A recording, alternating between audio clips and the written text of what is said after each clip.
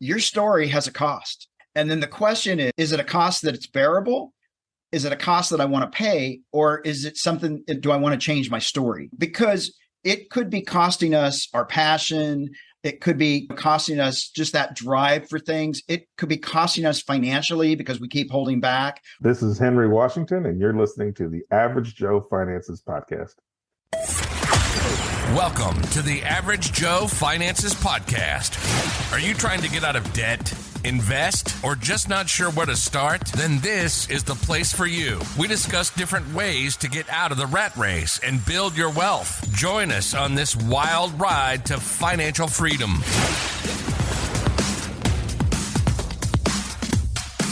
Hey, welcome back to the Average Joe Finances Podcast. I'm your host, Mike Cavaggioni, and today's guest is Bob Wheeler.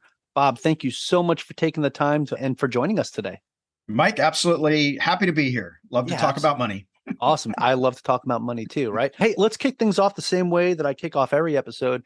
And we'd like to know more about you. So if you could share a little bit about yourself, tell us your story. Who is Bob Wheeler? I'm still trying to figure it out, but I'll tell you what I know so far. I am a CPA. I have a tax practice of about 1,000 clients, mostly work with entrepreneurs. I also am the CFO of the world famous Comedy Store.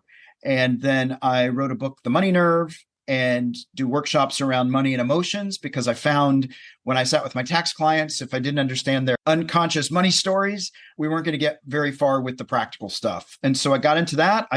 My latest project, I just finished the first book in a children's series, The Financially Fit Kids, called Darius Wants a Dog. And I'm co-writing those with several people. And the first one releases in November, so I'm excited about that. And I got into accounting. I wanted to be a lawyer and met a bunch of lawyers in law school and thought, I don't really like these people. I think I'll do something else. Accounting was just something to do for my grade point average at the time, like everybody else, I'm sure. And ultimately, I went into it thinking I would learn about other businesses so I could start my own other business, not realizing my own other business would be a tax practice. And then ultimately my other projects, but that's where we are now. And I jokingly said I like to talk about money. It's because my passion or my goal has been to neutralize conversations around money and the money conversation, because so many people secretly think they got it wrong, think they're alone, or have a lot of shame around their previous financial choices. So here we are. Yeah, Bob, here we are. It's funny that you ended it with that, because I've had other conversations with people talking about how just growing up here in the States, right? Like it was always a very taboo topic to bring up money. That's not something you talked about at the dinner table.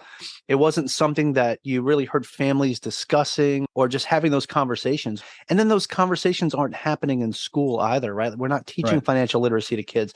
So the fact that you're writing a children's book series, that made my ears perk up a little bit. And I think that's fantastic, because we need more content and stuff that's easier for children to absorb and get this basic understanding of financial literacy. My kids just finished reading this book called Grandpa's Fortune Fables. Fantastic book. I've had the author on the podcast before. What I really liked about it, it felt like The Richest Man in Babylon, but the children's version, right? Yeah, great. So I thought that was really awesome. Like stories and fables and stuff, and you get the general understanding about compound interest and investing and all that. So I thought that was wonderful. So anytime that I know that there's like a children's book coming out that's based around financial literacy, I'm all about that. So I'm really excited to talk about what you're doing with that, talk about your book, talk about everything else that you're doing with the Money Nerve, and then also about what you're doing with being the CFO for a comedy club, which is very young to me. Yeah. Okay, cool. All right.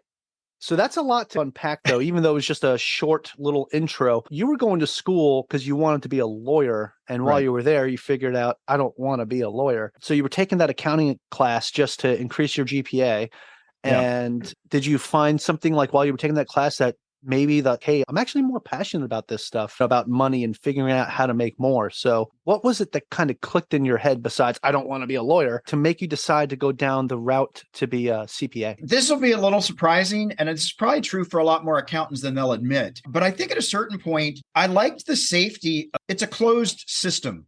2 + 2 is 4. It's 4. It's not 3. And so the rules are initially the rules are very black and white. It doesn't mean you can't push the envelope, move the line and all that stuff once you know the rules.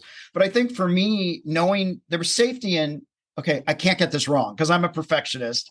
And if it's wrong, there's a way to figure out how to make it right. Law, if you argue it well, you could be totally lying out your butt and still win the argument. The other thing for me initially, I'd rather talk to numbers than people. Yeah, now I'm a lot more comfortable and I go around and people say, please shut up. But for a long time, I was much happier in the back, just working the numbers, and I'd give people strategy. And then I was forced to have to talk about it because they'd go, wait, tell me more, tell my friend.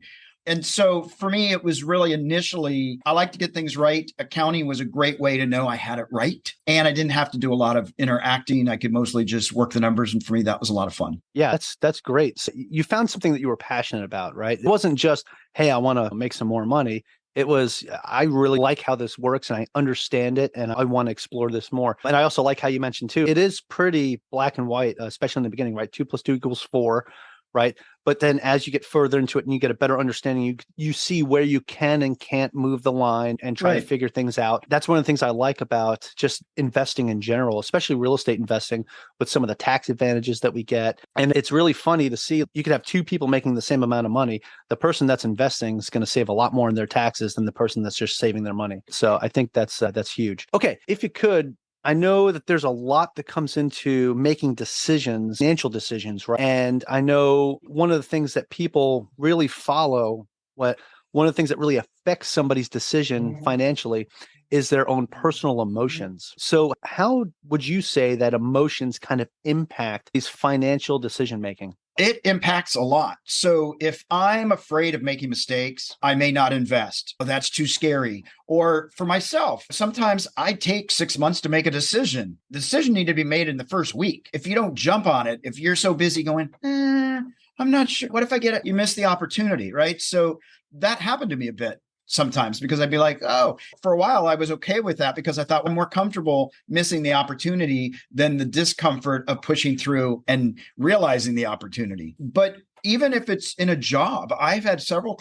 move jobs because they just got promoted to management. They were going to have to talk to the staff on a regular basis and they weren't comfortable with public speaking. So they're like, I'm out.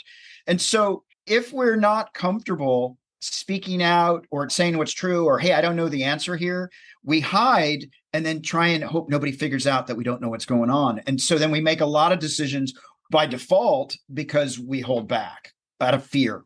Okay, I think that is fantastic, just the way that you responded to that, because I find a lot of people struggle with this. I've struggled this with myself several times. It's that analysis paralysis, right? Where you just overanalyze because you have this fear of, if I do this and I mess up, how far is this going to set me back? Or if I do this and I mess up, is this going to be the end? And I feel like one of the things that I've found for me, it's, every failure is another step up the staircase towards success. Yeah. And I have found myself now getting to the point of, okay, let me talk myself out of doing something. I need to try to talk myself out of it because like when I find something that I want to do, it's okay, I'm doing it. Let's go. I have this new thing, that I'm working on and working on a bunch of different things, but I have this new thing that kind of came up. It was one of those crazy ideas that I need to do this now and not wait, because if I wait, I'm going to miss this opportunity. So I shelved a couple other things that I was working on to focus on this new business that I'm going to start working on. And I used to not think this way. That's why I think these kind of conversations are important. I had to change my own mindset when it came to how I felt about my money, how I treated my money, how I felt about my investing decisions and all of that. So I know there is a lot of emotion, and no matter how much you try to take the emotion out, Bob, it's always going to be there. Right. So what are your thoughts on that? So for somebody that's struggling with that and they just can't get over the fact that they cannot uncheck their emotion or untie their emotion from those decisions, what would you recommend to somebody like that? I think the first thing is to just name the fact that everything is tied to emotions. You can't separate out the fact that we're human beings and we're emotional beings. And the stock market goes up and down. Emotions, housing market, up and down, emotions, supply and demand, scarcity, abundance. So the way I like to say it to people is, because I'm an accountant, I'm looking at everything from a cost benefit analysis, right? Your story has a cost. And then the question is it a cost that it's bearable? Is it a cost that I want to pay? Or is it something, do I want to change my story? Because it could be costing us our passion. It could be costing us just that drive for things. It could be costing us financially because we keep holding back or we keep waiting and waiting. Oh, I'm ready. Yeah, the ship has sailed. And I ask myself, what's it costing me? What are the benefits? I get to stay small. I don't have to risk failure. The cost is I'm not getting ahead financially. And then am I willing to step out of that comfort zone? Because most of us need a pain point to move us a little bit out. Because if you're comfortable, why should I move? I'm comfortable. But you have to, for me, it's important to get clear about what do I want? How do I want to show up? What's the impact I want to have? What's the legacy I want to leave? And do I want to do the work?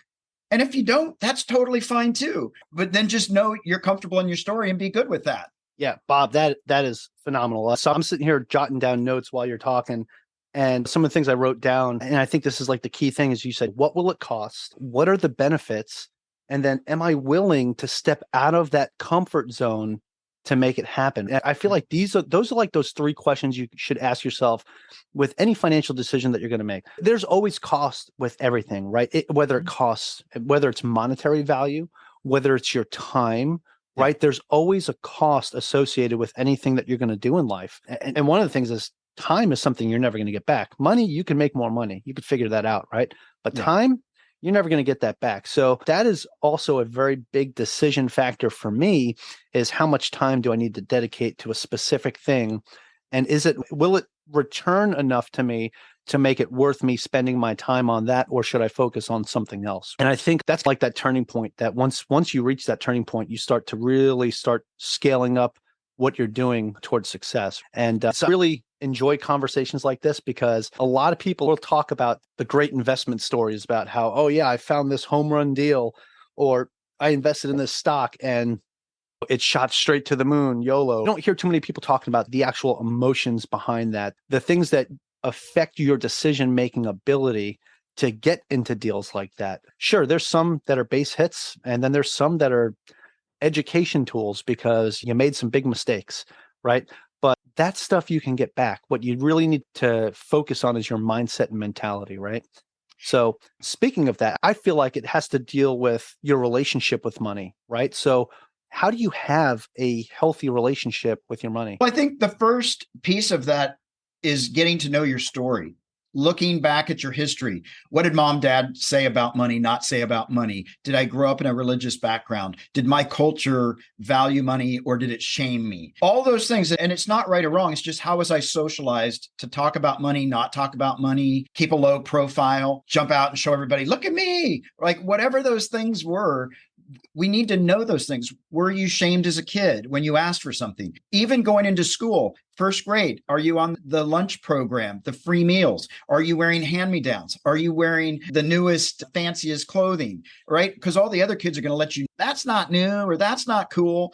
And we know really early on where we start to fit in the socioeconomic status with our own first and second grade peers. Yeah, that's a very good point. And the funny thing is, too, you see a lot of those kids that are, oh, that's not the latest fashion, this and that. But meanwhile, your family might be disciplined with their money and they're getting you stuff that you need. Where some of those other kids that are sitting there making fun of you for not having the right pair of shoes or the right pair of jeans, their parents charged all that on credit cards and they're going to be paying it off for the rest of their life. Where your parents saved up a little bit and they paid for your college education or something. So there's always bits and pieces of that, or that's just what they needed to do to survive, right? So yeah, it is at a very young age that we start to notice this stuff. And then I guess maybe we don't really think about the mental impact that it has on a younger child, right? When you're 6, 7 years old going into first, and there's other kids maybe picking on you because you don't have the newest Jordans or whatever, and you know, it's one of those things that kind of sticks with you as you grow up into adulthood and can impact you greatly. I know for me, growing up the way that I did, my family was all about when they had money, they spent money, and my dad would make a lot of money and he'd spend a lot of money. And then there'd be times where we don't have that much, so we need to figure this out and might lose the house or whatever. It's just little things like that. So I grew up it was almost like an emotional roller coaster, like the stock market, right? It was like, we're here. And it's one of the things that impacted me to say, I don't ever want to do that to my children. And it helped me start to figure out how to build this healthier relationship with money. Although it took me till much later in life to figure that out and realize that was one of the things that triggered or impacted me from my childhood. And I don't think a lot of people realize that. So I'm really happy that you bring that up. And I know you've probably worked with several people that have had similar situations. So what are some, I guess, maybe some stories you could share with us, or just some insight that you've seen from people that you've worked with on how they went about changing that specific relationship? So one, they had to identify it, right? That's what you were talking about before. So Right. after you identify it, how do you change that relationship? So the next piece to that is starting to get really conscious of so a lot of times I have clients tell me, "Oh, I'm so broke. This is the worst year ever. I'm so broke." I had a client the other week. We're doing the taxes. I'm like, "You're going to owe this much money." That's incredible. Where did my money go? That's a different conversation, right? But they're saying, "Oh, this is the worst year ever." And I said, "You made this amount of money. You got an SBA loan. And then finally, oh, well, we do have about $500,000 in the bank. Oh, and we did buy that. Oh, you know what? This was really probably the best year we had." But her go-to story was worst year ever. We're never going to get ahead. And yet the facts didn't support that. So it's so important to get aware of, oh, I'm so broke. I need this new phone. I need the newest car because my old one just doesn't work, even though it runs and it drives me where I need to go. So to figure out that piece so that we can then actually get conscious about choice. So we're no longer a victim to our story. I'm choosing to do this versus, oh, this keeps happening to me, to take a proactive approach to our financial situation. Yeah, that's huge. Like, I feel like a lot of people have that victim mentality where they say, why me? Why me? Why is this happening to me and not everyone else? But what they don't realize, it is happening to everyone else, and they're just treating the situation differently. So know your story was the first part. Be conscious about what you say was the second piece of that. And I feel like that is so huge because you really need to think about the words that come out of your mouth, because words matter, right? They do. And you might say, like your client, right, said that this was the worst year ever. So in her head, when she says it, she's reaffirming that to herself, that this was our worst year ever. And then you said, you're paying more in taxes because look at how much more money you made this year. You're not looking at the positive side of it. You're only looking that you have to pay Uncle Sam more money than you had to pay last year. Look, if you're paying more in taxes, that's generally a good thing. It's because you made money. And a lot of people don't look at it that way. They just think, oh, I'm losing thousands of dollars because of A, B, C, and D. Let's talk about what A, B, C, and D is.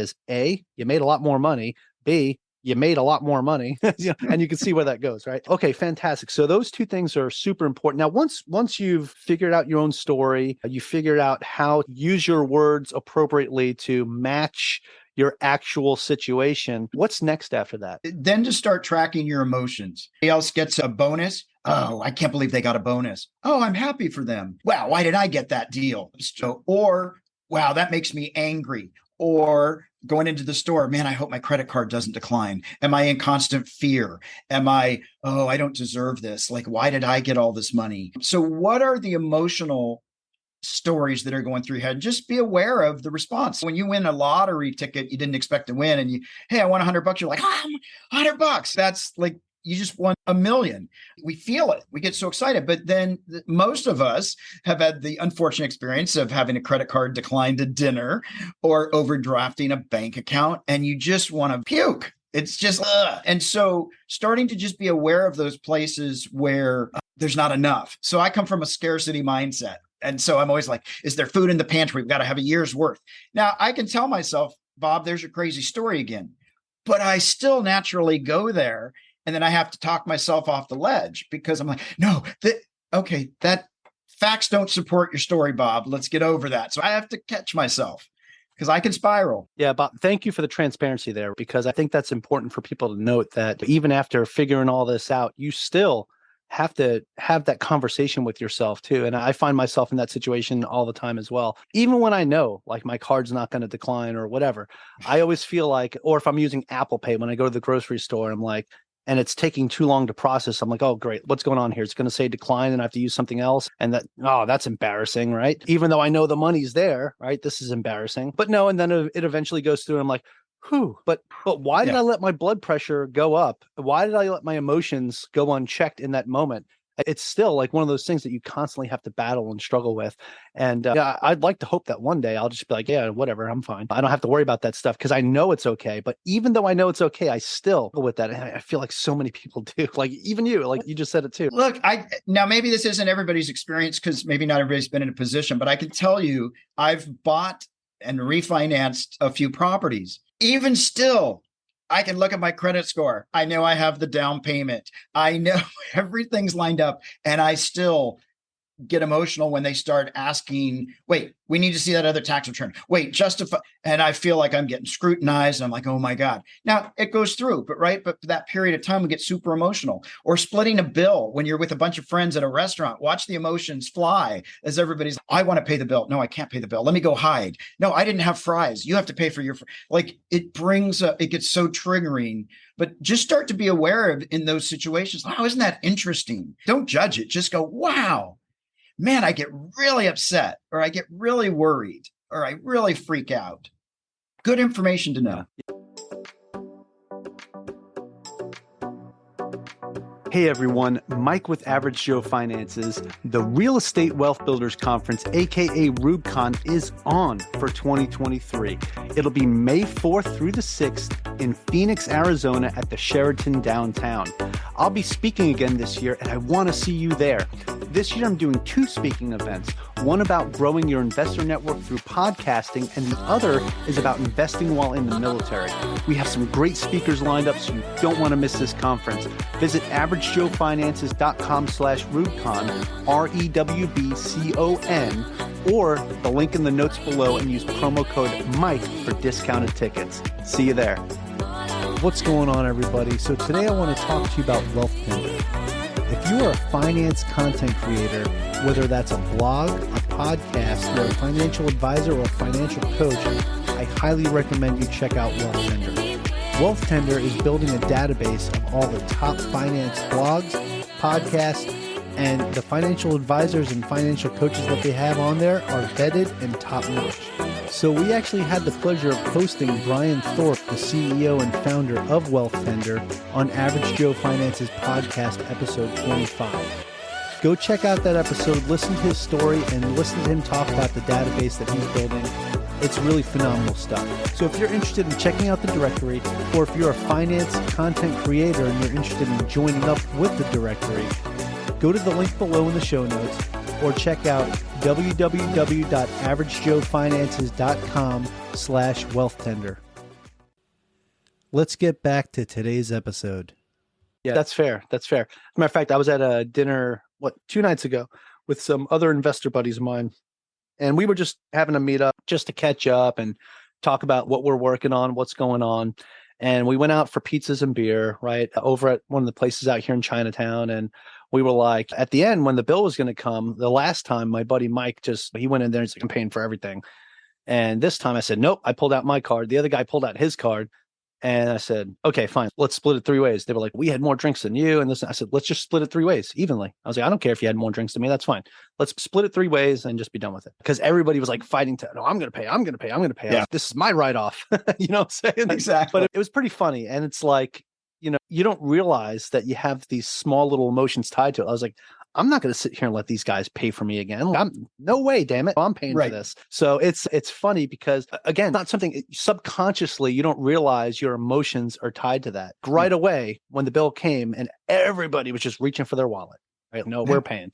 So yeah, it's pretty neat. Now, I know that there's some stuff with your story that kind of helped you shift your mindset. And from what I understand on your background, it was something that happened in Africa, right? Yeah. That actually completely changed your belief system around money. So what was it that happened? Yeah. And I think a lot of people are socialized this way. I was brought up to believe that I am my accomplishments. My value is in what I can produce. Be an A student, get into a good college, get a credential, own a house, all those things. And if I keep doing those things, Bob will be good. And so got to make more money, got to have this fancy car, things. I had to have a lot of material things. So everybody knew I had value. But the problem with that is once you accomplish something, you got to move on to the next thing because that's only good for 5 minutes because that was yesterday. And so I was in this, I got to accomplish. I got to Africa and I was in Tanzania and the average income at the time was $100 a year per person. Now it's probably 150, right? These people are dirt poor. And I'm looking around at all these people. And first of all, I'd be throwing away a jar or a bottle and they would say, can I have that? That's precious to me. I'm like, it's a bottle, it's trash. So they could see value in things that I was just tossing left and right. What I discovered was these people were incredibly happy. They didn't even have matching shoes if they had shoes. And they would have given me the shirt off their back, even if it was their only shirt. They would have shared their last drink. And I couldn't get over how happy they were. I'm like, what is wrong with you people?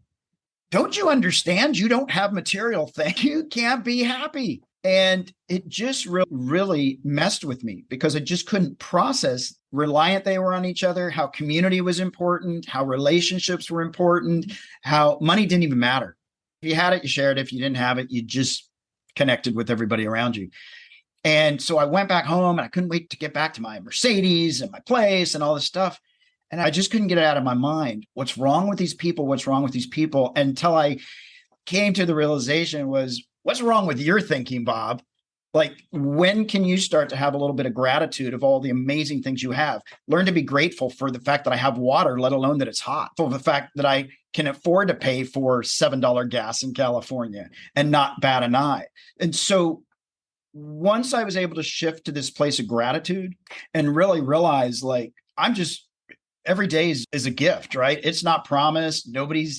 I hope I live a long time, but who knows? And so really shifting away from, I got to get this, I got to get more of that, and then I'm going to beat this person, and really getting into, how can I be of service?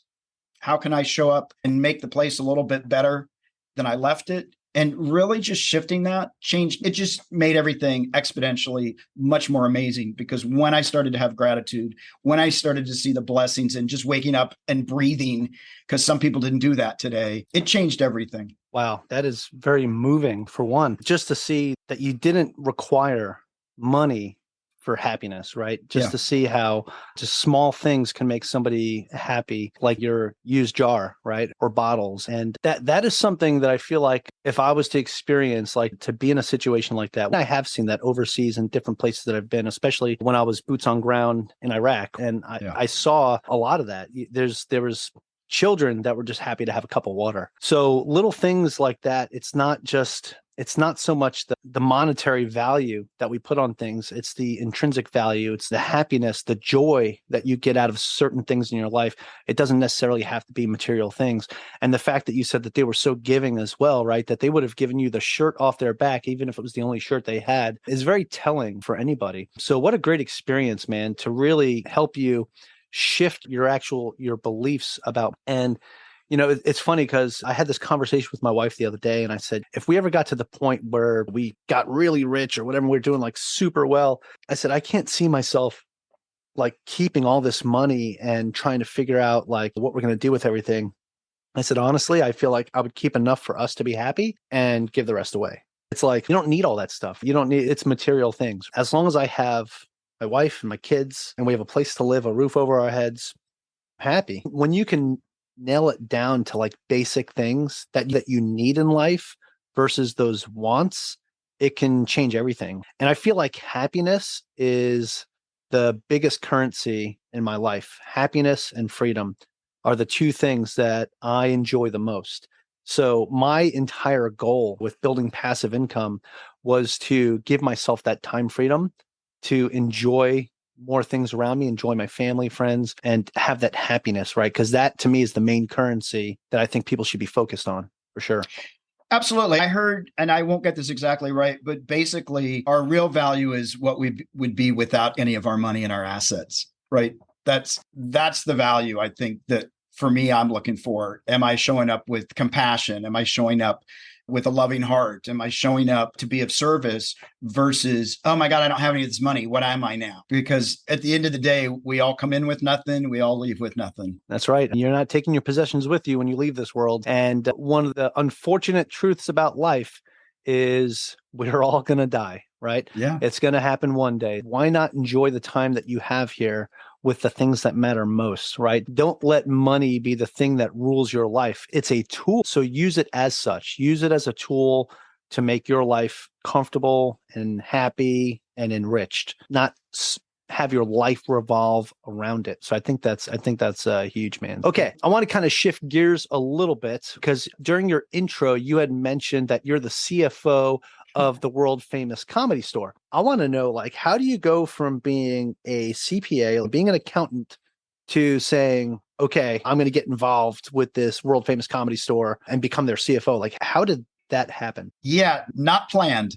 What happened was, as most CPAs, and maybe you as well, my secret passion was stand-up comedy. So I was doing stand-up comedy, and I wouldn't let people know. I wouldn't tell people I was a CPA. I'm like, no, I'm just a comic. Like, I don't work. And what happened was the Comedy Store back in the day got into some financial problems, didn't pay their payroll taxes. They were getting nasty letters.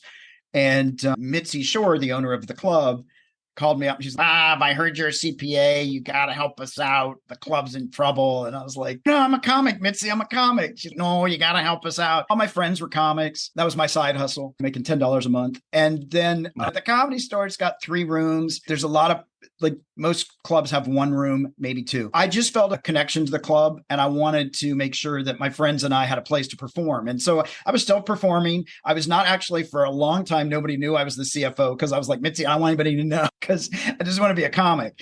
But I got to have an amazing relationship with Mitzi. I've been at the club for probably 30 years now, but I feel, and actually I'm just as excited that I got my name painted on the wall as a comic as I am about being the CFO, but I do feel really fortunate that I was there to help make sure they didn't close the doors at that time. And lots of other people have come in and helped at different times, but it's been a great ride. I love comedy, comics. I love performing. And yeah, I love the store. Yeah, that's awesome, Bob. And it's good that they brought you in as a CFO so you could finally make money at the Comedy Store versus what you were doing as a comic. That's great, man.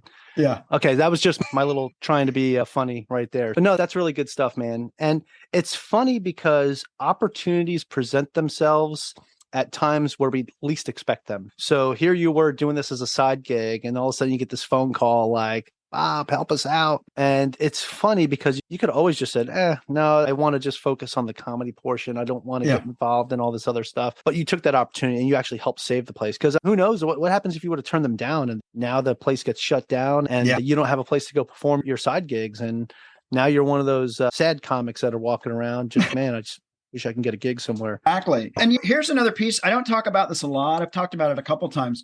Sure. But knowing that I was going to help out the Comedy Store and I knew they didn't have money meant they couldn't pay me what I would be able to get if I, like, at any other company would have paid me 4 or 5 times what they were paying me, right? So because of that, and I knew I wanted to help the store, I needed my accounting practice to be really successful so that all of the other money coming in would help for the times that I couldn't bill the store. And so in a way, the store, by serving the store, it forced me to make my accounting practice much more successful as an indirect result, because I knew I wanted to give my time to the club. Yeah, that's fair. And that's a very good point as well, because given the situation that they were in, obviously they weren't going to be able to pay you what that job is worth. But I'd like to think that now, after all this time, that it's much better. You've got them on the right track and you're in a pretty good spot. So much better. Yeah, that's good. Much better. That's good. So you knew, but the thing was, you understood what you needed to do to make sure that you were going to have enough income to take care of yourself and your family and everything, and make sure that it's good to go. And then obviously you found Nemo. I see him behind you back there. Easy swimming. Yeah, there you go. All right, fantastic. Hey, Bob, I'd like to transition this into something that I call the final round. So I'm going to ask you the same 4 questions I ask everybody that comes on this show, and it helps give us an idea of how you are under pressure and tough situations. But I think we already know that based off of your story. So if you're ready to go, we'll get this party started. All right. All right, let's do it. All right. So Bob, first question is, what is the biggest mistake you've ever made in your finances? I think it was letting a house I bought go into foreclosure. I didn't actually really know what I was doing.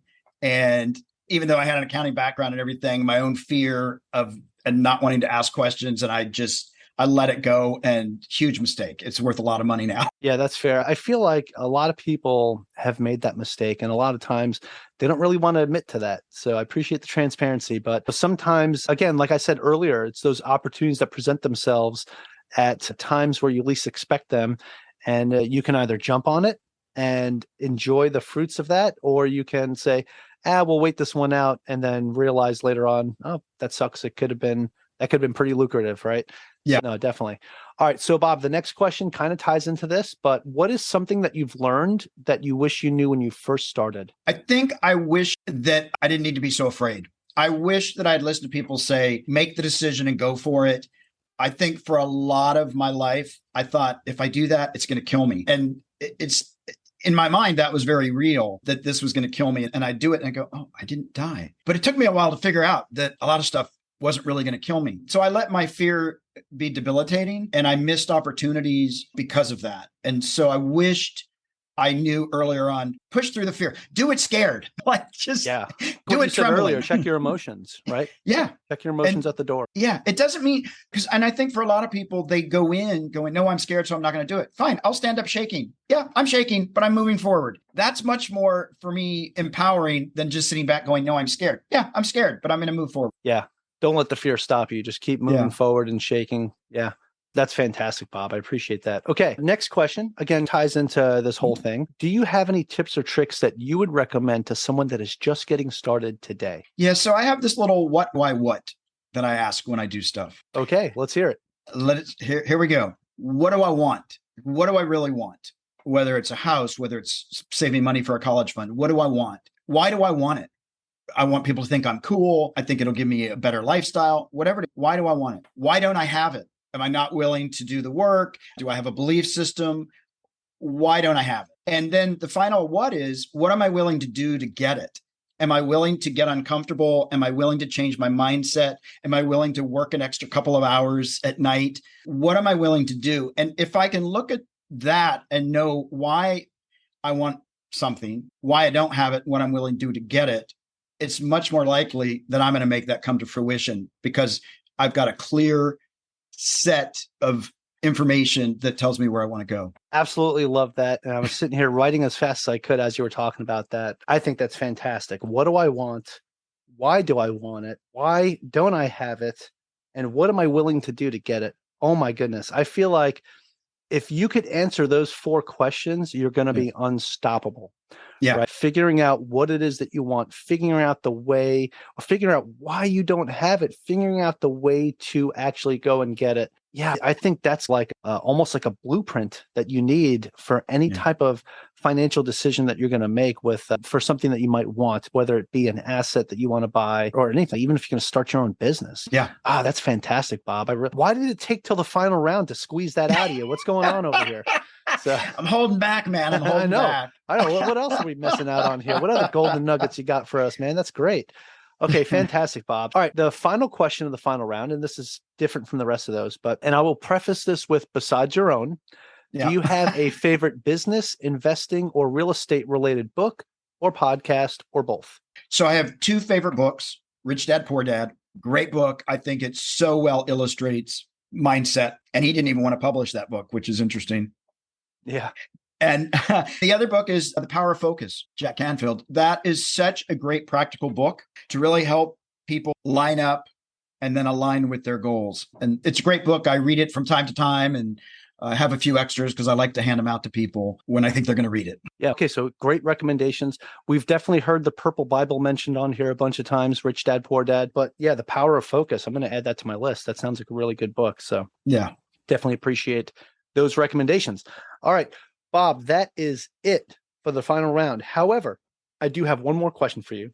Okay. And this is the most important question of all the questions I've asked you today, because my listeners have been sitting here listening to this conversation, and they've probably been on an emotional roller coaster with us, hearing your story and just learning about these emotions being tied to your financial decisions. I got a little emotional when you were sharing your story about what changed for you in Africa. I think that's wonderful. It sheds a lot of light onto who you are as a person, just a very genuine individual. And I definitely appreciate that. One of the things I appreciate about you and appreciate about this conversation. So my listeners are like, we want to know more about Bob. We want to know more about what he's doing. We want to know if we can connect with him. So Bob, where can people find more information about you? Do you have a website you can share with us? Yeah. Social media, anything like that? Let's have it all. Absolutely. So the website is themoneynerve.com.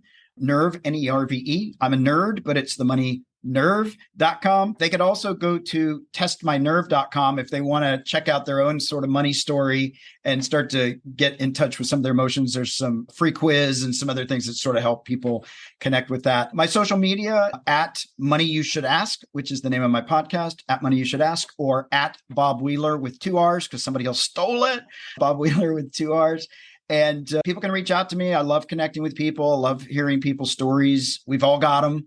And the more we can vocalize them, the more we can learn from them, the more we can change our story if they're not serving us. Yeah, that's fantastic, Bob. Hey, I'm going to make it easy for all the listeners. I'm going to have his links in the show notes so you guys can copy and paste or click away. Just don't do it while you're driving. Bob, this was fantastic, man. Thank you so much for joining us today and sharing your story, sharing what you do. It was really a great interview, and I thoroughly enjoyed my time talking with you. Thank you, Mike. I appreciate it. And I hope people out there got some value. It's so important we just 100%. learn to have these conversations around money.